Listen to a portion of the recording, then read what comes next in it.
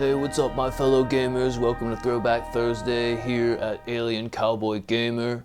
Howdy Earthlings.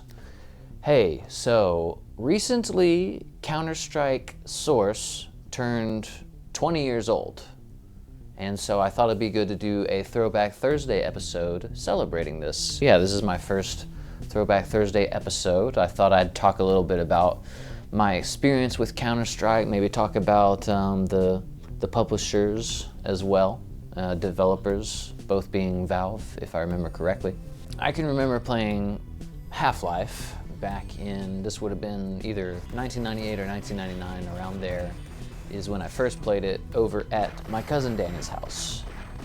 And I want to say Counter-Strike was originally, it was like this modded version of Half-Life, and you could play it online. It might have been connected to Half-Life Deathmatch, which was an online version of playing Half-Life against other people, PvP. Humans could play other humans, and one team, of course, are the terrorists. The other team are the counter-terrorists. I can remember back in those days, I mean, it was very exciting. Maybe this modded version came out in 2000 or something like that. Eventually it became an official release that Valve had put out. Well, this is still the early days of the internet. This is just when internet speed is finally becoming a little faster and more common in a lot of households. Most people, including me, I think we had dial-up speed up until maybe 2001. Sometime in the early 2000s is when we started getting much faster internet speed. But yeah, I can remember it being just a very exhilarating experience to think, oh my gosh, you know, I'm playing someone else in a different part of the country or a different part of the world, and I'm playing a video game with them. Because up until that point, obviously, if you were playing video games with someone, it was probably via console and you were both playing next to each other. You're sitting right next to each other with your controllers and you're both looking at the same television. Maybe shortly after that, if you were playing computer games together, you'd have a LAN network set up. If you're not in the same room, you're at least in the same household, playing the same video game with each other. So this was like the Wild West. A lot of people got away with saying all kinds of things or typing all kinds of things in the chat rooms. When I'm playing a video game online against other people, sometimes I just don't feel like talking at all. Unless you're on a team and you need to communicate with each other, of course. But ultimately, you know, if you're just gonna trash talk to each other, maybe sometimes it can be fun, but I don't know. I think I like enjoying the experience of the sound effects from the game and the music from the game and all that stuff, as opposed to just hearing some smart aleck talk. Other times it is fun to connect with people. Valve was a powerhouse back in the day when it came to video games. You had the Half-Life series, Portal, Team Fortress, Left 4 Dead. I never played Dota that much, but I understand it's a huge video game franchise as well. And I do enjoy RTSs. Maybe eventually I'll give Dota a chance. There's gotta be a few other games that I'm forgetting. But of course, Valve eventually changed their whole structure, their corporate structure that is, and they became kind of more, I don't know if laissez-faire is the right word for it, but there was less of a pecking order, and it became this kind of place where if you feel like working on a video game, go ahead and work on it, or you don't have to, something like that. They had shifted their focus into selling other video games online, and of course Steam, these days owned by Valve, has a huge market share of the video game industry. But so anyway, Counter-Strike eventually, as I said earlier, it became a real game, and then there were a few iterations of it, and I want to say Counter-Strike Source, this is the one that everyone was playing when I was in high school, if I remember correctly. The graphics had been made with an updated engine, Of course, the online gameplay was pretty smooth if you had a good internet connection. And yeah, this is when early online gaming culture really started to emerge. I think Counterstrike is where the phrase pwned came from. There was a way for characters to spray paint on the walls, and so, you know, when somebody gets unalived by another player, they might spray paint pwned or you got pwned.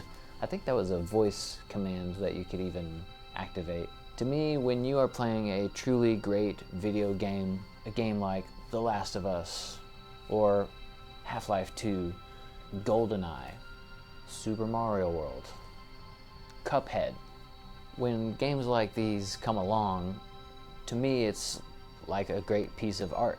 You know, it's just going to last for a very long time. And so there's clearly a reason why Counterstrike as a video game franchise is still being played to this day. When I played Counter-Strike 2 for 20 Minute Tuesday on my earlier episode, yeah, there was a ton of human beings playing.